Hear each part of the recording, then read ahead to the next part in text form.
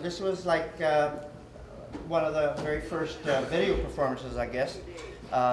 It was the Portapack that Intermedia owned, and it was like, I think, the first Portapack probably in Vancouver at that point. And I'm making, at that time, we didn't have kimchi. Nobody in Vancouver had kimchi, I don't think. There might have been a few Koreans here that did. But so I had been to Japan, so I was making a kimono, which is a Japanese pickle, and it's basically the same. It's kind of a Japanese version of it in a way, I guess, or maybe it's their own independent thing. But they use the same kind of materials. Okay, I just want to read a little bit first. The word kimchi has two possible origins. Some people believe that it evolved from the native Korean words ji or jimche, meaning vegetables soaked in salted water. Then later changed its pronunciation to timchi or dimchi, then to jimchi, and finally kimchi. Another possible origin is as a Korean pronunciation of the Chinese character hamsi or kamsi, meaning processed with salted water or pickled vegetables. Early kimchi was made of cabbage and beef stock only. Red chili, a New World vegetable not found in Korea before European contact with the Americas, was added to kimchi recipes sometime after 1500. Red chili pepper flakes are now used as the main ingredient for spice and source of heat for many varieties of kimchi. The earliest recorded account of kimchi is found in the book of Sai Kyong, a collection of Chinese poetry that was written between 2,600 and 3,000 years ago. It contains a stanza which says, "A cucumber has grown on the bank of the field, and pickle it for worshipping ancestor." This worship was wishing longevity and happiness. The Kimchi Field Museum in Seoul has documented 187 historic and current varieties of kimchi. Kimchi is made of various vegetables and contains a high concentration of dietary fiber, while being low in calories. One serving also provides up to 80% of the daily recommended amount of vitamin C and carotene.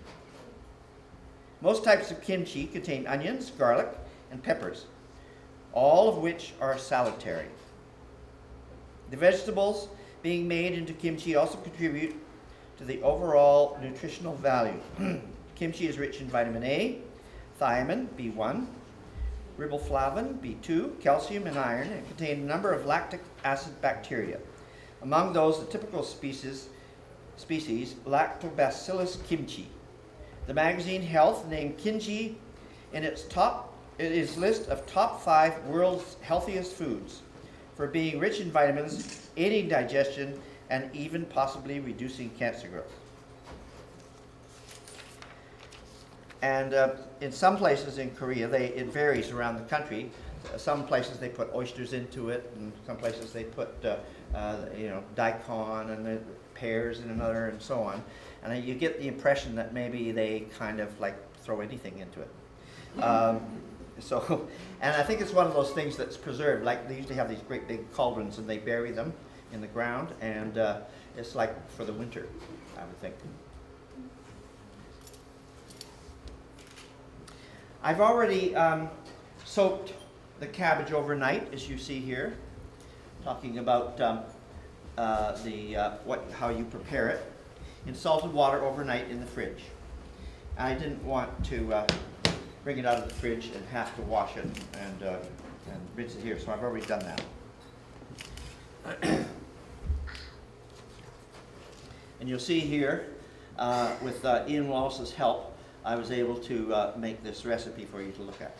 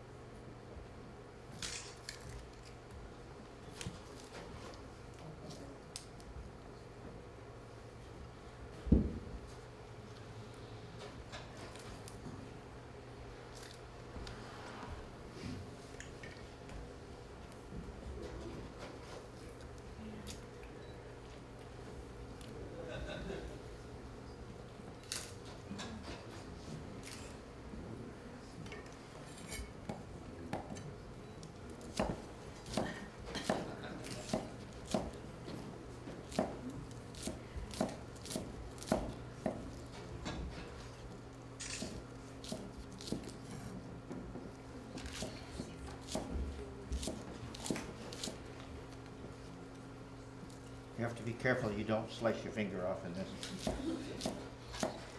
But you could just add it to the kimchi probably.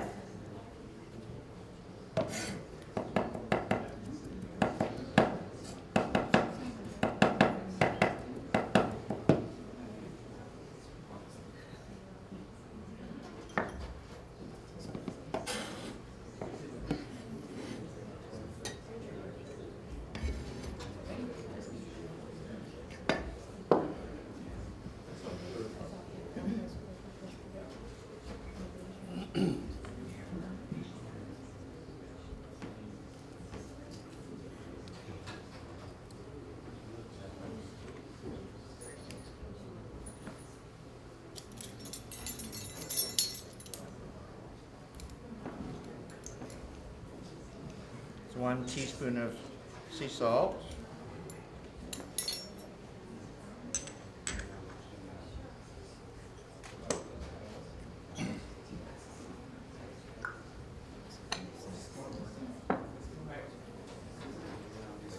Two teaspoons of sugar.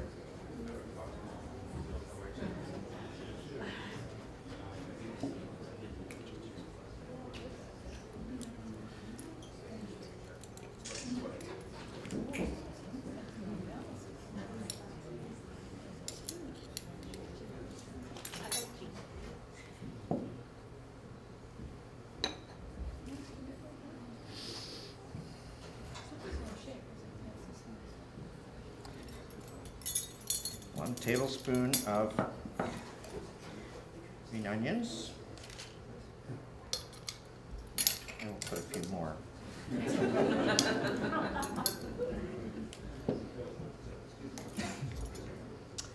And one, we'll put all.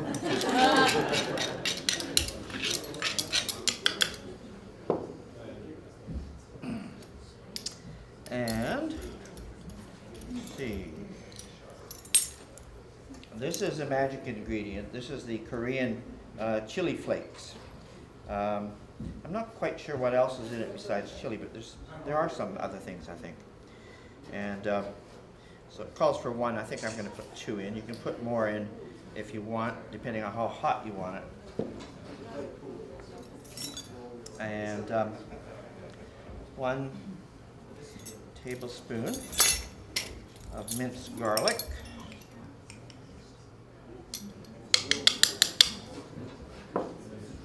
And 1 tablespoon of fish sauce.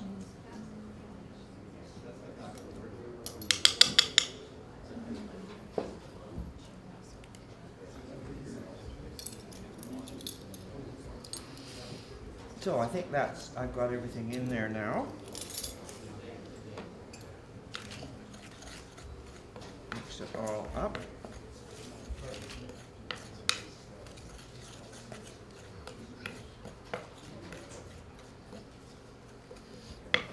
It's starting to smell good.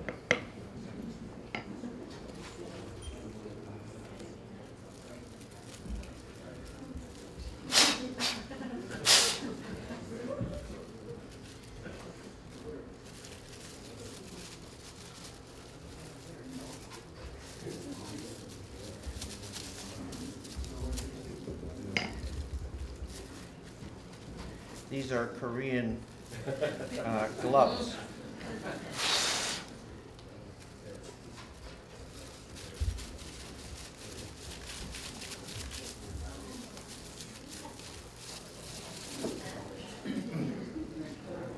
Now we'll take the Chinese cabbage, or in Japanese it's hakusai, and we'll add that to the mixture. Knock off a bit of excess water.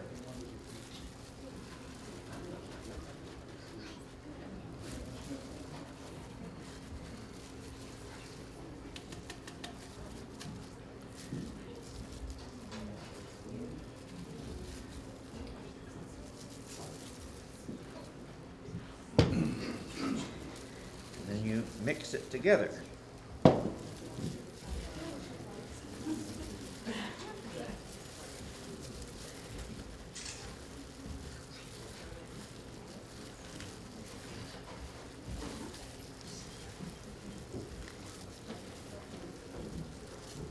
Oops.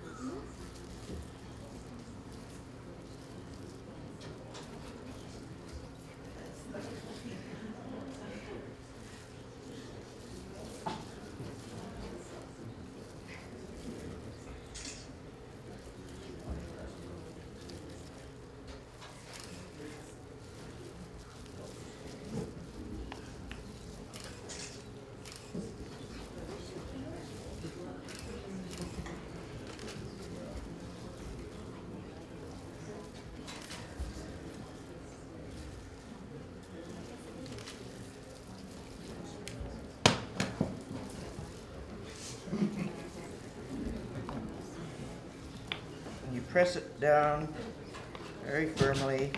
Leave about 2 inches of airspace at the top. Amazingly, it expands and it comes. I don't quite understand the physics of this. Somehow it gets full of water and it even sometimes spills out after 3 days. You have to leave it out for 3 days to ferment. And then, At room temperature? at room temperature. And then, maybe we'll leave that one out, take this one out.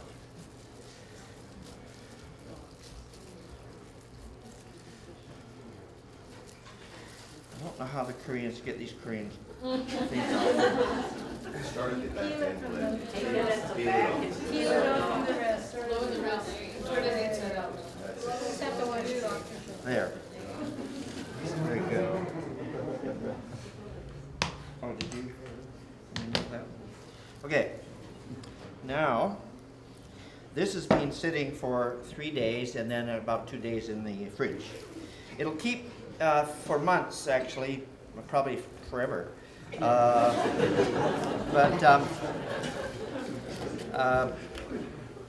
basically, see this one, it's got water right up to the top.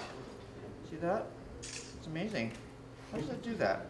Anyway, I'm going to chop up some of this now, and we'll serve it on that. You can taste my kimchi. Now, we've got I think maybe I'll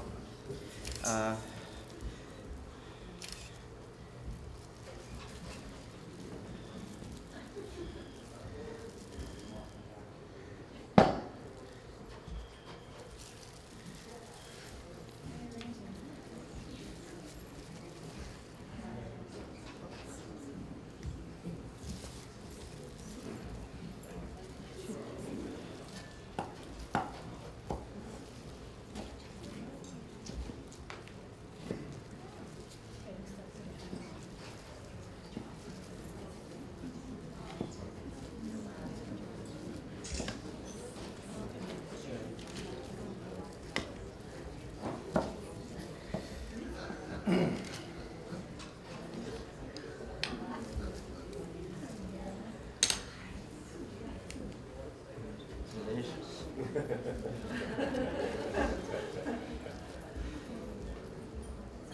This is going to take forever.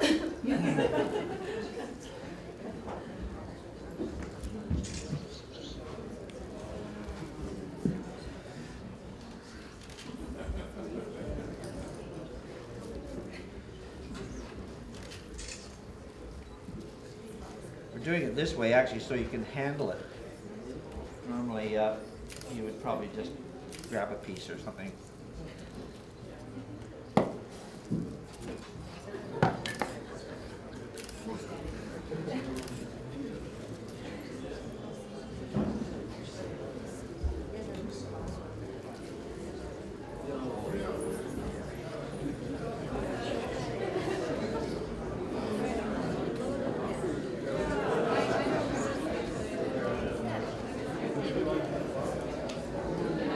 Carry on. This will be served. Somebody will come around and you'll be able to grab some.